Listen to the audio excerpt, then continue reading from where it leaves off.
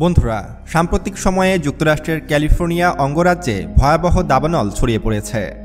শুষ্ক আবহাওয়া, মরুভূমির তীব্র বাতাস এবং দীর্ঘস্থায়ী খরার ফলে এই আগুন একের পর এক এলাকায় ছড়িয়ে পড়ছে।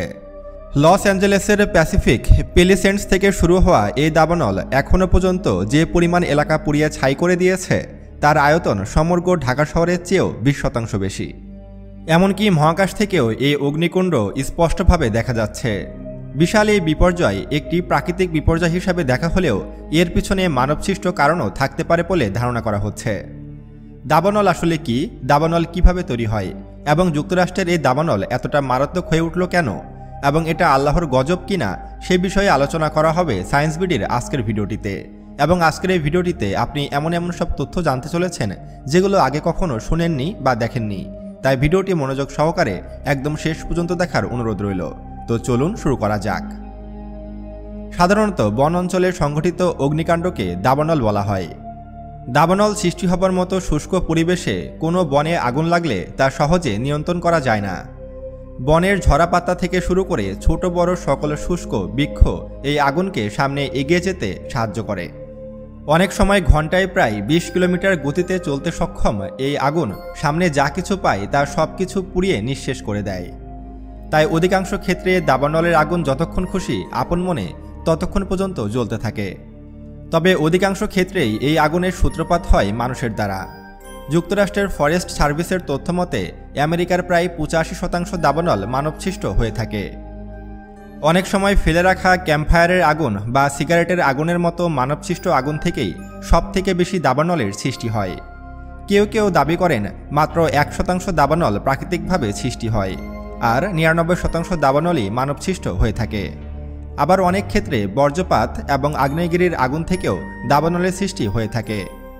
পুরো আমেরিকা জুড়ে যত বন অঞ্চল রয়েছে সেখানে বিভিন্নভাবে প্রতি বছর প্রায় 1 লক্ষ বার আগুন ধরে।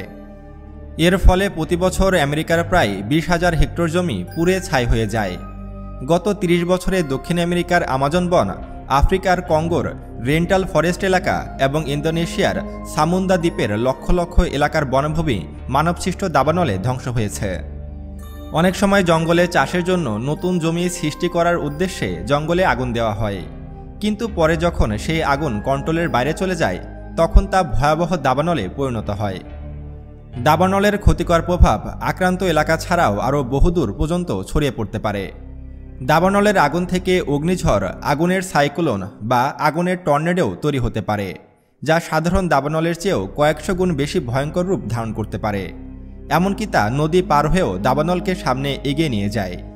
শুধু তাই নয়, দাবানলের ছাই ও ধোঁয়া বহুদূর পর্যন্ত ছড়িয়ে পড়তে পারে, যা পরিবেশের জন্য মারাত্মক ক্ষতিকর।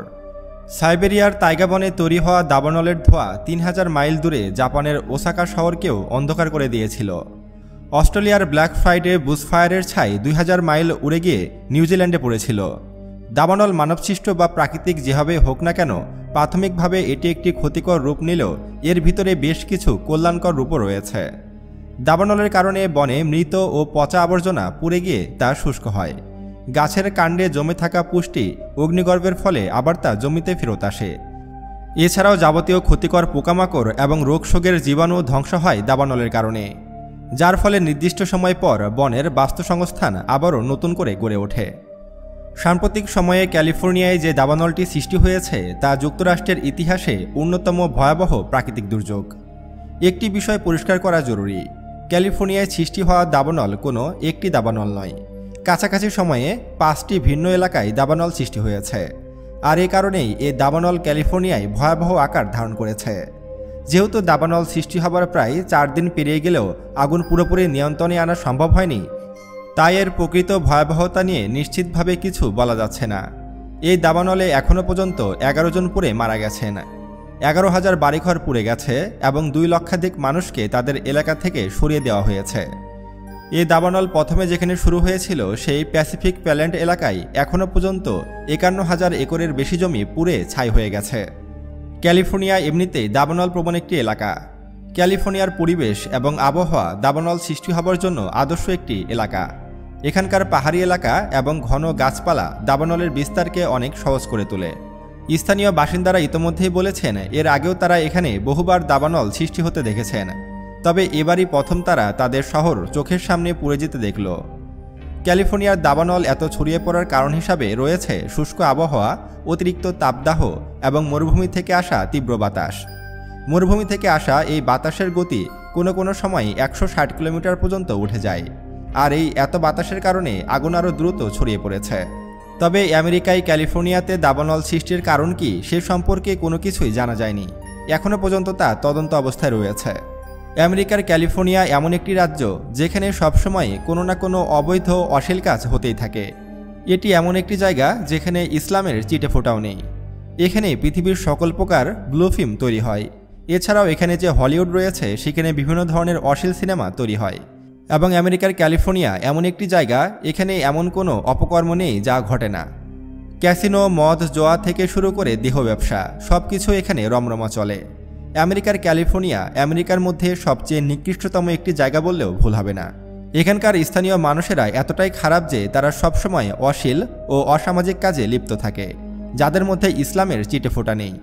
আবার যখন মধ্যপ্রাচ্যে হামাস ইসরায়েল যুদ্ধ শুরু হয় তখন ইসরায়েলকে বিপুল পরিমাণে অস্ত্র ও গোলাবারুদ দিয়ে সহায়তা করেছিল আমেরিকা। সেই সব গোলাবারুদ ও বোমা ব্যবহার করে গাজাকে ছাই করে দিয়েছে ইসরায়েল।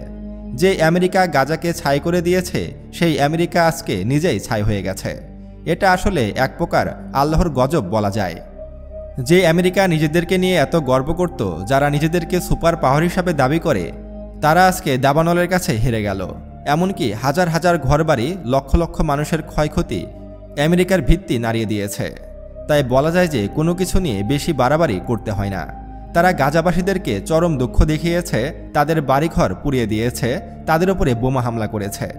গাজাবাসীরা আল্লাহর কাছে হাত তুলে দোয়া করেছে যাতে আমেরিকা ধ্বংস হয়ে যায়। হয়তো আল্লাহ তাআলা তাদের কথা শুনেছে এবং আমেরিকার উপরে গজব নাজিল করেছে। এ পর্যন্ত আমাদের হাতে যে তথ্য রয়েছে সে অনুযায়ী আমেরিকার ক্ষতি প্রায় $200 বিলিয়ন ছাড়িয়ে গেছে, যা পৃথিবীর ইতিহাসে সবচেয়ে বড় দুর্ঘটনা। পৃথিবীর সকলেই এটাকে দুর্ঘটনা হিসাবে মানলেও আমি নিজে এটাকে দুর্ঘটনা হিসাবে কখনোই মানব না। এটি আল্লাহর পক্ষ থেকে ক্যালিফোর্নিয়ার উপরে গজব। আসলে আল্লাহ যে মানুষের দোয়া কবুল করে এবং আল্লাহ যে আছেন তার প্রমাণ আবারও প্রমাণিত হয়ে গেল ক্যালিফোর্নিয়ার এই আগুনের মাধ্যমে। বন্ধুরা, যে আমেরিকা গাজাবাসীকে আগুনের ছাই দেখিয়েছে সেই আমেরিকা এখন নিজেই ছাই দেখছে। এমনকি এই আগুন তারা কিছুতেই নিয়ন্ত্রণে আনতে পারছে না। একের পর এক আমেরিকার এলাকা পুড়ে ছাই হয়ে যাচ্ছে। কিছু কিছু গবেষক ধারণা করছে যে আমেরিকার এই ক্ষতি 500 বিলিয়ন পর্যন্ত ছাড়িয়ে যেতে পারে। বন্ধুরা, আমেরিকার ক্যালিফোর্নিয়ার এ দাবানলকে আপনি কেমন চোখে দেখছেন? এটা কি মানবসৃষ্ট নাকি প্রাকৃতিকভাবে হয়েছে, নাকি এটি আল্লাহর পক্ষ থেকে গজব নাজিল হয়েছে? সে সম্পর্কে অবশ্যই আমাদেরকে কমেন্ট করে জানাবেন। আরও এমন ভিডিও পেতে এখনই আমাদের চ্যানেলটি সাবস্ক্রাইব করুন এবং পাশে আসা বেল বাটনে ক্লিক করুন। আল্লাহ হাফেজ।